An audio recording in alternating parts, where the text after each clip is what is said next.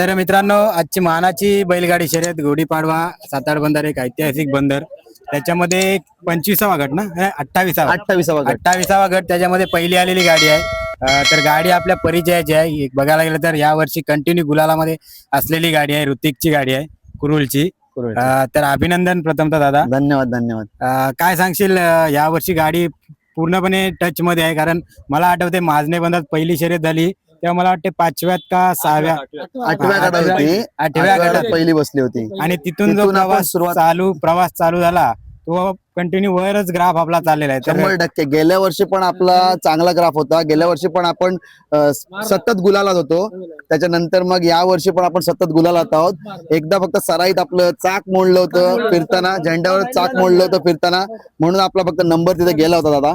त्याच्यानंतर आपला सतत गुलालात आहे गाडी. आणि आज आमच्यासाठी सातार बंदर हे मानाचं बंदर आहे, तुमच्या सगळ्यांसाठीच मानाचं बंदर आहे. आणि नियोजन खूप छान आहे. त्या नियोजनासाठी आम्ही असं आमचा उद्देश होता की आमचा पहिलाच नंबर यावा आणि आमची आज गाडी पहिली नंबरात बसलेली आहे.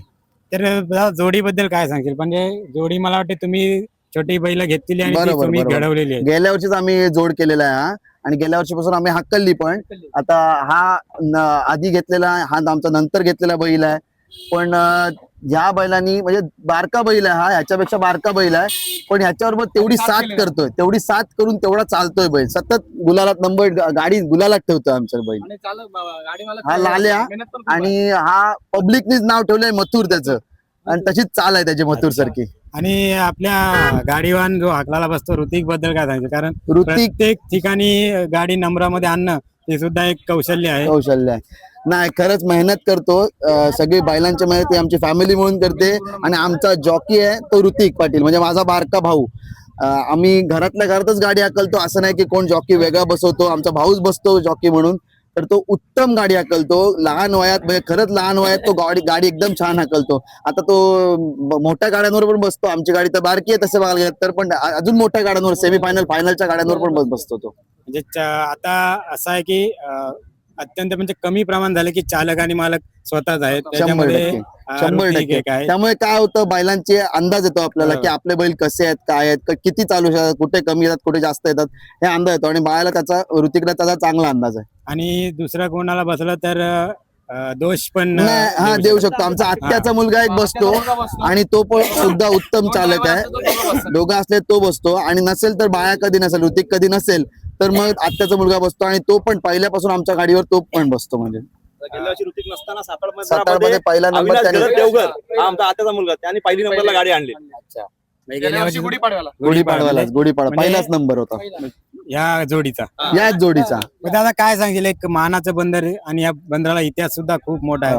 आणि एखाद्या बैलगाडी मालकाचं असं असतं की कोणत्याही बंदरात आपल्याला गुलाल मिळाला नाही तरी चालेल, परंतु पाडव्याचा एक गुलाल मिळाला तर तो संपूर्ण वर्ष त्या गुलालाच्या ह्याच्या आनंदामध्ये. 100%. आम्ही खरं सांगू तर तयारी त्याचपासून सुरू करतो आम्ही, की आपला सातारचा गुलाल हा मिळालाच पाहिजे.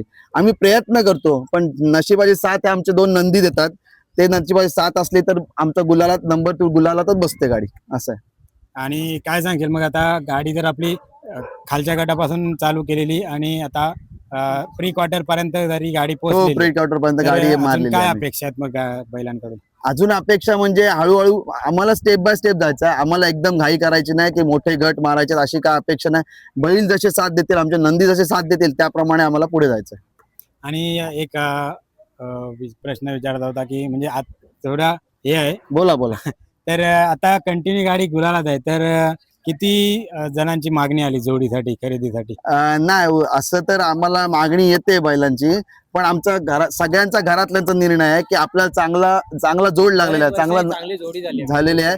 त्यामुळे सध्या तरी आमचं असं काय म्हणणं नाही, पैशाकडे न बघता म्हणजे हाऊस झाली पाहिजे. हाऊससाठी गाडी हाकलतो. आमचं पाटलांचं नाव राहिलं पाहिजे गुलालात, म्हणजे गाडी आमची चालली पाहिजे, एवढीच आमची अपेक्षा आहे. म्हणजे जे काय त्या घरच्यांच्या हौशीसाठी करतो आम्ही सगळे. आमचे भावंड सगळे, आम्ही हे सगळे आमचे काका लोक आहेत, आमचे 8 काका लोक आहेत. त्याही पहिल्यापासून चालू ठेवली, त्यानंतर आमची पुढची पिढी. म्हणजे ती त्यांनी चालू केलेली परंपरा, ती जबाबदारी तुमच्यावर आता दिलेली आहे, कंटिन्यू तुम्ही करा म्हणून. आणि त्यांना हौस आहेत. हे ऋतिकचे बाबा आणि हे काका आमचे, हे सगळे मोठे माणसं आहेत ना आमचे, ते जास्त गाडीकडे म्हणजे किंवा त्या हौशीनी करतात. ते अजून आम्ही 2 मंडळी तिकडे, मोठी मंडळी ते तिकडे बसलेले आहेत, अजून 2-4 मंडळी, पण ते सगळेच येतात गाड्यांना आणि सगळे हौशीने येतात. म्हणजे कुटुंबाच्या कुटुंब आमचं हौशीने येतं असं आहे गाड्यांसाठी. आणि आताच्या काळामध्ये एकत्र कुटुंब जास्त दिसत नाही. दिसत नाही, आणि पण ते आमचं आहे. तुमचं कंटिन्यू आहे, हो, तर continue आहे. असंच राहू दे अशी धन्यवाद, प्रार्थना करतो. धन्यवाद. आणि जो आजचा महत्वाचा गुलाल होता तो तुम्हाला गुलाल मिळाला. अजून एक गोष्ट बोलतो, तू खरंच छान इंटरव्ह्यू घेतोस.